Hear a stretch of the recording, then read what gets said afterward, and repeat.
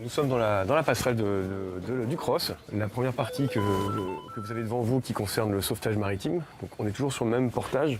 Un chef de quart et son adjoint. Ils gèrent donc le sauvetage maritime dans notre zone de compétence locale, c'est-à-dire de la frontière belge jusqu'au cap d'Antifer, au nord du Havre. Donc ça, c'est la partie locale. Mais ils gèrent également le sauvetage maritime dans les parties internationales, hormis les zones des autres crosses. En moyenne, combien d'appels, combien d'interventions International, nous sommes à peu près à 900 opérations par an.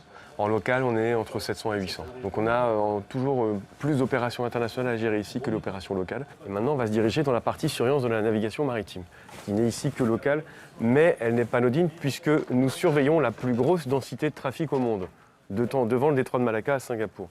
On est les numéros 1, quoi. On est les numéros 1 au niveau international, on a la plus grosse densité au travail, la plus grosse densité de navires au monde. Les navires, quand ils approchent de cette zone, ont l'obligation de nous appeler et nous donner des éléments d'information essentiels qui sont provenance, d'où ils viennent, destination, où ils vont, marchandises transportées, principalement la marchandise dangereuse, puisque c'est un impact évident en cas de sauvetage, et nombre de personnes embarquées à bord, passagers et équipage. Et avant cette création du couloir, Oui. ça date de quand, ça? Alors ça date de 78, la réglementation qui a introduit les dispositifs de séparation du trafic. Avant 78, on était à peu près à 20 collisions par an en Manche.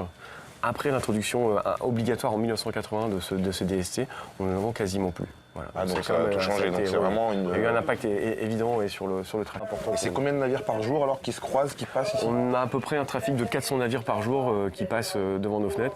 Par an, c'est un peu l'autoroute, quoi. C'est l'équivalent de l'autoroute. Oui, c'est un peu l'équivalent d'une autoroute. On a 380 millions de tonnes de marchandises dangereuses qui transitent dans nos eaux tous les ans. Notre secours, si nous avons un problème, par exemple sur notre antenne radar qui est dehors, ce sont les Anglais. C'est Douvres.